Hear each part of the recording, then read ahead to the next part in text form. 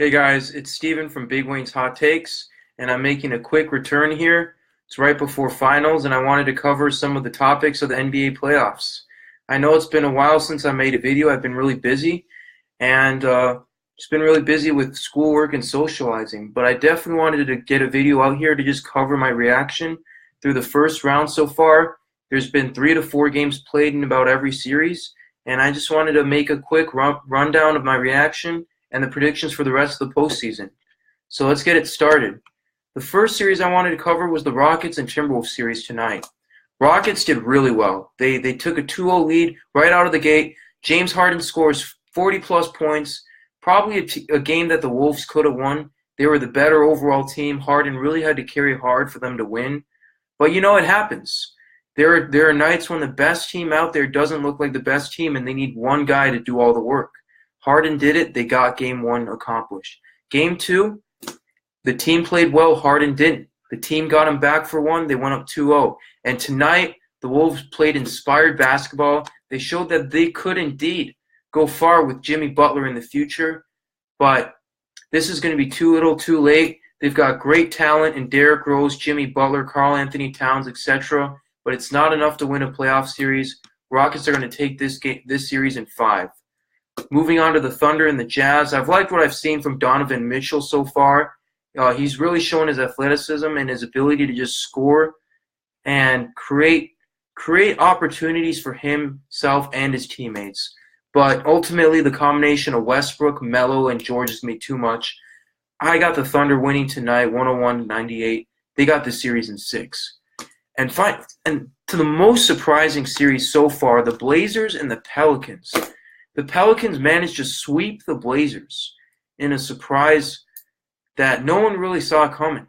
I mean, 4-0 against the 3-seeded Blazers, who looked like a dominant team for at least half of the season. Damian Lillard, CJ McCollum shooting their lights out, and they get blown away by the Pelicans, which was a team that lost to DeMarcus Cousins in the middle of the season, and they had to integrate Nikola Mirotic into that offense. But they were still able to destroy a strong and wise Blazers team. You really got to give it up to them. Nice sweep by them. Dark horses to definitely do something in the playoffs. And with Anthony Davis, they're looking dominant. And one more thing, shout out to playoff Rondo. He's like one of the best players in the league when it's the playoff time. Always turns it up, except for his stint in Dallas. Look at the Warriors and the Spurs. I mean, come on. You got the Warriors super team, even without Stephen Curry, arguably the best team in the NBA on paper, because you've still got Durant, Draymond, and Klay. The Spurs are no match. They don't have their best player in Kawhi Leonard, and ultimately, the Spurs losing Kawhi Leonard is a much bigger loss than the Warriors losing Curry, because with the Warriors losing Curry, you go from 4 stars to 3. The Spurs losing Kawhi Leonard, you go from 2 to 1. All you got is Aldridge, and in a league dominated by guards and small forwards right now, it's not looking good. It's going to be a sweep. Warriors 4-0. Raptors, Wizards. I like the fight in the Wizards to be able to climb back into the series, but the Raptors are really good at distributing the ball. They've demonstrated a winning culture, a shift in their actual gameplay, and ultimately they're looking like a much better team out there than they have in the past. So, yeah, Wall and Beal are good enough to will you to 2 to 3 wins in a tough series, but are they good enough to win a series against a team that's definitively better than them? I'll answer you that. They're not Westbrook and LeBron James, so they're not going to be enough. I got the Raptors taking this one in 6 games. One of the more intriguing series because of the all-time and just the overall finals implications it's got. The Cavs and the Pacers. You got LeBron's legacy kind of being put into question here. How much can he really carry the load against a team that's not even that good? And is this it for him? You know, are his winning days numbered, especially if he stays in Cleveland? What happens next if he can't win on this team, right? These are all questions that got to be answered. But first, let's cut to the chase. They're down 2-1. Victor Oladipo has looked excellent at creating his own shots. He's emboldened. The Pacers don't look afraid of the Cavs. The Cavs are no longer that team in the East that just strikes fear into the eyes of playoff teams. besides the Raptors and maybe the Celtics. But teams like the Sixers and the Pacers, they're emboldened to beat the Cavs. Hey, Ricky, how's it going? The Heat are emboldened to beat the Cavs. When was the last time LeBron James won a home game in Miami? Like, Miami's home game. When was the last time LeBron came in there as a Cleveland Cavalier and won on their turf? I can't recall, because the Heat come in and they come into their home court and they destroy the Cavs. And that's what I've been seeing. These Eastern Conference teams are able to play much better team ball against a Cavs team that no longer has Kyrie. They no longer have a person where LeBron can just drop it off to him and be like, here, you go and do what you want. You do something with the ball, and I don't have to teach you every step of the way. All they got now is Kevin Love and a couple of role players. Besides LeBron James and Kevin Love, who on that team can create a shot other than a pull-up three, a long two, or a dunk? I see no one. He's not getting enough help. This team is clearly not good enough to win the title, and they're struggling against a young and emboldened Pacers team. I got the Cavs still winning the series, but it's going to be in 7 games.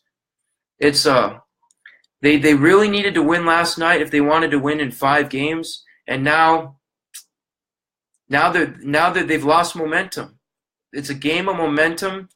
And when you lose momentum like that, it's tough for talent to beat momentum, but it's certainly possible. So I got the Cavs in 7. Now, I'm not going to agree with Michael's prediction. I think that the Cavs ultimately still have too much talent for a team like the Pacers, for the Pacers to advance, because LeBron James is the best player in the world. Kevin Love is still in the top 20 to 30. And Victor Oladipo, I mean, he's a good player and all, but can you even argue that he's better than Paul George at this point? It's a shaky argument at best. So no upset happening. The Cavs are still going to take it in the first round. We move on to the next matchup, Celtics and Bucks. Bledsoe played a lot better in Game 3. He backed up his trash talk, finally outplaying Rozier, but he's going to have to do that for every game that he wants to win. And ultimately, I don't see him doing it for the next 3 out of 5 times or what. So Celtics still taking this one in 6. So for the rest of the playoffs, I'm just going to go speed mode because I do want to cover an all-time topic that's been mentioned a lot by a lot of great sports commentators, including Nolan Harmon, who talks a lot about finals record. I really want to brief on that, but first let me just quickly give you my playoff predictions for the rest of the way. So in the conference semis, we're going to have the Rockets and the Thunder, in my opinion. I think the Rockets just do everything well that the Thunder can't really control. You know, they shoot threes so well. They're so good on the fast break. They play great iso ball. They're a little bit more versatile than the Warriors based off the regular season in terms of offense. So the Thunder, it's just a tough match for them. They're not going to be able to, you know, stop the Rockets, and they don't have the tools, the necessary system to match up to the Rockets' offense. So it's going to be the Rockets in 5, easily. Blazers lost, so it's going to be the Pelicans and the Warriors. Pelicans are one of the shiniest dark horses I've ever seen. Very often, very seldom do you see a team that's a dark horse that's sweeping through these above average to pretty good teams. So it's going to be an interesting series, likely without Curry. But like I said, Durant, Klay, and Draymond. Still on paper, I mean, the best team in the NBA. You got 3 All-Stars. You have the second best player in the NBA. You give LeBron James, Draymond, and Klay, is it even a discussion? No. So Warriors win this one in about 6 games. Next, we got the Raptors and the Cavs. This is going to be a tougher one to pick, but I think the Cavs do get it together, and they ultimately beat the Raptors. I think this is kind of like the case of kind of like the 07 to 08 Celtics, where it's like you have a team that struggles from round to round, but just consistently gets better through adversity. The Cavs take the Raptors in 7. Yes, I'm going 7-7 for the Cavs. All right, moving on, the Sixers and the Celtics. I actually didn't cover the first round Sixers series, but they're looking good against Miami. I think they take that one in 5. Wade's too old. Heat, they don't have enough star power. Sixers, they have more star power than the Celtics, hands down. If it were 2-on-2, it'd easily be a sweep with a wide blowout margin. But because it's not, because it's a team game, I'm going to give the Celtics one game. They got a great system. They know how to distribute the ball and defend. So they're going to take the Sixers for one game, even with all their star power. And the Sixers are going to take that in 5. Finally, moving on to the conference finals, Cavs-Sixers. I'm going 7-7-7, baby. Cavs are taking the Sixers in 7 games.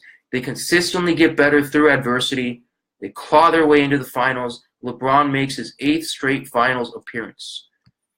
This is where it gets interesting. Curry, Harden, the matchup we've all been waiting for. Is Curry going to be healthy? How good is he going to be? Listen, like I said, without Steph Curry, the Warriors are still on paper the best team in the NBA. The Rockets can run the system they want. They can say that they did the best in the regular season. So what? When it comes down to it, the Warriors have more star power. If Curry's at 60%, they're still the best team in the NBA. They blow away the Rockets in 6 games. And now it's going to be Warriors-Cavs Part 4. And I'm going to have to say that, like I said, that Cavs team is looking very mortal. It's going to take them 21 games to get to the finals. They're going to be exhausted. Adversity can help you accomplish some things, but when it's seeping into your energy, eventually you're going to run out and you're just going to fall down and die from the pressure. The Warriors sweep the Cavs, and that's my playoffs prediction. So just going into one of the most shaky arguments I've heard, because I did mention that LeBron is going to make his 8th finals appearance. I have heard this shitty, petty argument all the time by some of the top commentators, and I don't understand why it keeps getting tossed around. People keep saying stuff like, LeBron James has so many losses in the finals, there's no way he can surpass Jordan. Look, if he gets his 6th L in the finals, what's going to happen, man? Is there going to be any chance? Well, first of all, examine your bullshit argument, all right? Are you meaning to tell me that 3-6 is worse than 3-0? Because the last time I checked, it's better to get to the finals than lose in the first round. It's better to get to the finals than to lose in 7 in the conference finals. Bottom line, getting to the finals is a freaking accomplishment, all right? If this person were not LeBron James, if this was Melo, if this was any other player, it would be a major accomplishment to get to the finals. But no matter how good of a stat you are, basic, simple math tells you getting to the finals is better than losing in the conference finals. So I don't want to hear about finals losses hurting someone's legacy more than not getting to the finals. 3-0 in the finals is not better than 3-6, because that just means that you lost 6 times earlier than you should have. You should have been there competing at the last stage. Stop giving me these terrible arguments. If you honestly argue this, right? If you honestly believe that finals losses is a legitimate argument, then you should stop talking about sports. You don't know what you're goddamn talking about. You don't know how sports is played. The purpose of playing sports is to win, okay? You can't win if you're not in it. If I'm not in the playoffs, I can't win a playoff game. If I'm not in the league, I can't win a league game. If I'm not in the finals, I can't win a finals game. Stop telling me that getting to the finals and losing is worse than having 0 losses in the finals. That doesn't make any sense. Oh, it's not much of an accomplishment. Sure. But you know what? You know what would be even worse? And maybe LeBron has to lose before the finals to make you appreciate the fact that getting to finals is an accomplishment. What's worse is losing in this very, very weak Eastern Conference, which isn't even weak anymore, and not getting to the finals. Maybe when he finally loses before the finals, y'all are going to appreciate the fact that getting to the finals is mathematically better than losing before the finals. You mean to tell me that if LeBron James wins the next 3 rings after this year, if he gets to 6 rings and has more finals appearances than Jordan, that he's not better? Don't be ridiculous, all right? You have to be in the game to win it. You have to be in the league to win a game. You have to be in the playoffs to win a playoff game. And you have to be in the finals to win a championship. The further you get, the more successful you are. That's how sports works. That's how it works. I really shouldn't have to explain this to you guys. I really shouldn't have to explain it to professional commentators like Stephen A. Smith. This is why sports media is such a joke. People don't know how to use basic logic and basic math. I'm done with that rant. Bottom line, that is how it works. And I've seen this from Niners fans as well, saying that Brady's got 5 rings, but he has 3 more losses in the finals than Joe Montana. Joe Montana wishes he had 4 more opportunities to win a ring. But guess what? He didn't. Because Brady is the GOAT. And that's that. Do not give me shaky finals argument and tell me you're a legitimate sports commentator. Because if you're going to hold finals losses against a player as if 0 losses is better, then you don't know what you're talking about. All right, guys. I hope you enjoyed that hot take in this podcast, and I hope you learned something about basic math from this sports podcast. I'm Stephen H. Wang, tuning out of Big Wayne's Hot Takes. If you like this comment, as always, be sure to subscribe to my page. Be sure to leave a like on this video. Be sure to comment down your thoughts below. And I'm out of here. Have a good Saturday night. Peace.